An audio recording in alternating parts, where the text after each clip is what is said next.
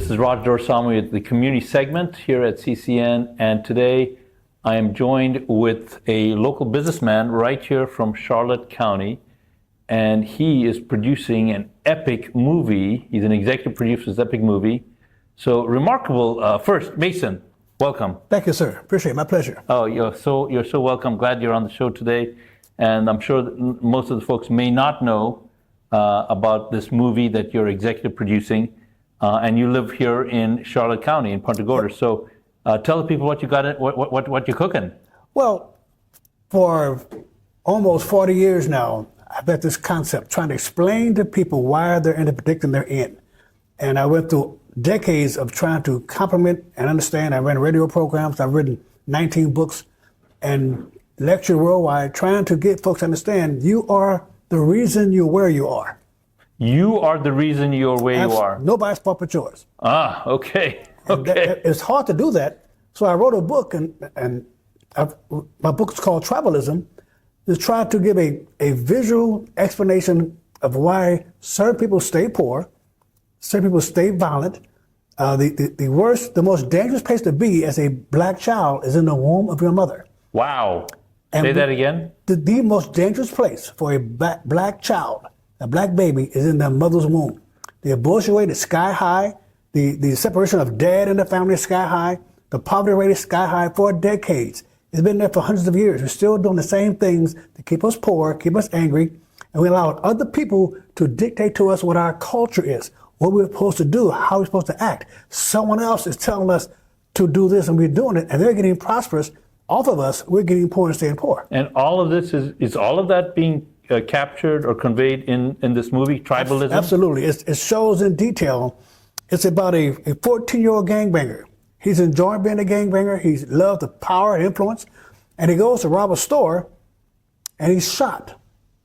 In his field, they call it the pass. They don't know why they call it the pass. He's shot. His mother and girlfriend comes to him, and he passes away.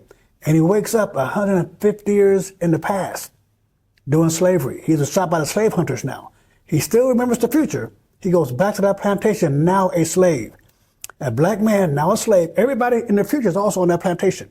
Different roles they're playing. He learns why black men disrespect black women. Because the ego, the master can come into your bedroom, take your wife out from your arms, and bring her back to you when he's done with her. You can say nothing about it. That male ego will tear you apart. So the black man had to compensate for that by making her a bitch and a whore and not worthy of it. And so the most prosperous man in the plantation was the slave breeder, who made slaves for master to raise, like public schools today. Black men make babies and leave, and welfare takes care of babies for you. Like public schools. That is sad. The same way they teach your kids the values, they teach them rap music, they teach them gang, drugs, they teach them the colors, and we fight each other because we've been programmed. We give our children to master. Every man, you and I both, men will not raise your kids to compete against their kids. So if you give your child to that man to raise, he's going to raise your child to work for his kid. Black men, we're the reason the inner city is the way it is, because black men rule, like every man, their community. So if we're doing this, there's something we're doing wrong. Tribalism points out in detail. The guy finally escapes. He respects black women when he meets Harriet Tubman, who leads him to freedom. He learns to respect white people when he sees who's running the safe houses, who's risking their homes to free him. Don't know him. He gets free, and he meets Frederick Douglass, who said, "You're not free. Your mama's still a slave. Your pregnant girlfriend's still a slave. Go back and free your family, then you're free." He goes back and learns who the real sellout is. We keep hearing the word in the black community, sellout. The sellout is a gang member who sells out his presence on that plantation to master, who shoots him again, and he wakes up this time in the future, back in the hospital bed, remembering everything. His whole life has changed. It's going to show America the product. We're still in slavery. The Democrats understand poverty and misery. They understand abuse. They know that if they beat you enough, believe it or not, they beat you enough, you're going to serve them better. That's incredible. And we're talking to Mason Weaver, the executive producer for a movie coming out called Tribalism. And you've got some pretty big names on this movie. You want to talk a little bit about who's? I have a great director who is a 3-time Emmy Award winning director. He's been nominated 8 other times. We have a list of actors we're talking to. We're not going to disclose their names until they sign that contract, but they're very interested in the movie. This is the Roots too. Roots woke up the black community. Wow. Roots gave us a reason to understand who we were. And this movie is dedicated to the prison mind. There's a difference between a prisoner and a slave. A prisoner is trying to get out. He get over the wall, under the wall, but a slave wants to be the best slave in the plantation, free, serving his master, not his family. We talk about why we like chitlins, why we like fried chicken. We discuss our culture is not designed by us. A culture is when you interact with other cultures and you get your food, you trade your morals. The black community was given the culture by the slave master. So our community dedicated to being the best slave. We're going to change that. So a lot of this information that you're hearing from Mason is available on your websites.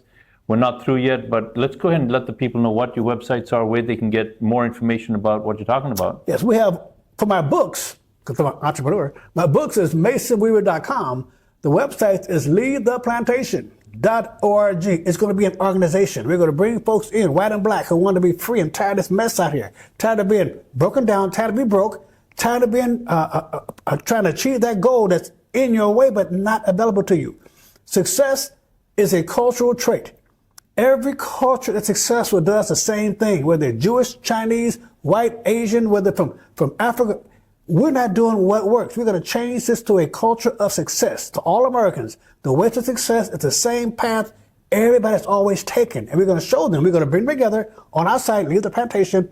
We're going to give them classes and courses. They're going to communicate with each other. Men are going to look for wives. Wives are going to look for husbands. And children are going to look for guidance. Just very comprehensive approach. So it's not just the movie, Mason. It's also leavetheplantation.org, which is ushering a paradigm shift.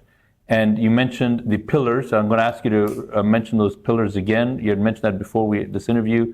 But you talked about something I really have not heard before, and you made the statement, men looking for wives, women looking for husbands. Two different roles. Two different roles. Why did you say that? Why drawing that distinction? Modern society is telling females they could be co-husbands, that they can be co-manager. Men are not looking for co-managers. We're looking for somebody we can give our life for. If your man is not willing to give his life for you, he doesn't deserve to know you. If he's not wise enough to follow, he doesn't need to know you. You have to have a man the man looks at you as worth dying for, then you should be able to live for him. And it brings harmony, it brings peace, it brings quiet. A woman cannot, it is impossible for a woman to raise a boy into a man by himself. Cannot do it. It takes a male in the family to do that. And the movie and my philosophy is based on that fact. We have to start getting the roles we were given by God. I am not a woman, I'm a man. I'm the person that goes into darkness looking for the trouble to keep it from you as a woman. So I'm not going to be giving my life for you and I can't get a sandwich. Doesn't make any sense. So you're really in what you just mentioned, you are challenging this counterculture or this it's anti-culture. It's anti-culture. There's no benefit for having two strong people in the home. That's an argument all the time. We have to have someone as designated as the leader, the voice. In an emergency, you have to listen to one voice. Hear that voice, it's called the husband. Hear that voice, you got to do that. God looked at man, and the only time in the Bible he said this, he looked at man and said, it's not good for the man to be alone. And he took something from man for his own good and formed, that's why I formed, that's crazy. He formed Eve, presented Eve to man as a gift. And that's why men are looking for what God took. Out there searching for what God took from us. And we want it back. And if you find that, you become a whole man. You have a reason to conquer the world. In all your homes today, go home today and look around your house. Everything that you see, everything you see in your home was built by a man to please a woman. The women got tired of going outside to the bathroom at night. We brought the bathroom inside the house. They got tired of dirt floors for their kids. We put hardwood floors down. Everything in that home, because me and my woman would do nothing. We wouldn't build a house. We'd take a cabin, a cave, so we know that. But she demands, and we give our life. And the reason women take the man's name and raise the kids in the man's name, we're supposed to die. We're supposed to give our life for our family, so in honor of us, they raise our kids in our name. Because we're supposed to sacrifice everything we have for that female. If she's equal to us, how was last time? You go this time. we're made to give our life for her. She's made to live her life for us, and the kids are better off that way. So a lot that you're unpacking there. Again, the movie is Tribalism, and in addition to the movie, there is a whole resource that's being made available at leavetheplantation.org. Yep. We have just a few more minutes here, and what I want to also ask you is, you have a very distinct approach. You have very distinct understanding on how this, the co-opting of the male role, the manipulation of the black culture politically has turned out. You've actually gone on Tucker Carlson and spoken nationally about this. For the folks that don't know about that, could you tell a little bit about where that is? And you have an idea that you want to do something in the Oval Office as well. So let's unpack those two. I would love to. Folks, we have to stop allowing the abuser to give us our culture and our language. We have to stop doing that. We have to stop allowing other people to, every time we got a problem, we go to them for help. We got to stop doing that. So on the website, we have 4 pillars, 4 things we're going to concentrate on. If you want to join our site, it's political, social, economical, and spiritual. All 4 of those things combined creates a culture of success. And you can join, you can decide you want to learn about culture or learn about success. I teach debt-free living. I'm 75 years old, don't owe nobody a dime, because there's a way to do this. It's called delayed gratification. If you're going to buy a car and you want to pay $500 for that car, then pay yourself $500 for 5 years to buy that car for cash. And then you got revenue that you can leave for your children. Every man should want to leave an inheritance for his child and grandchildren. I have inheritance. My great-grandchildren, my great-great-grandchildren will know my name because I'm leaving them an inheritance. And we got to start doing that. Now, if we don't do that, someone else will. If you look at the black community, slave master never wanted an educated slave. That's why you find every black college was funded by Republicans. And no one knows that. Every inner city is funded by Democrats. Every ghetto in America. They can take over a prosperous city and make it to a slum because they get paid for that. It's money in that. If you want to be free, you follow the party of freedom. As simple as that. If you want to be free and substantial, you follow the party that frees you. If you want to be educated, you better educate yourself. If you go to master, he's going to train you to be a good slave. We got to stop doing that.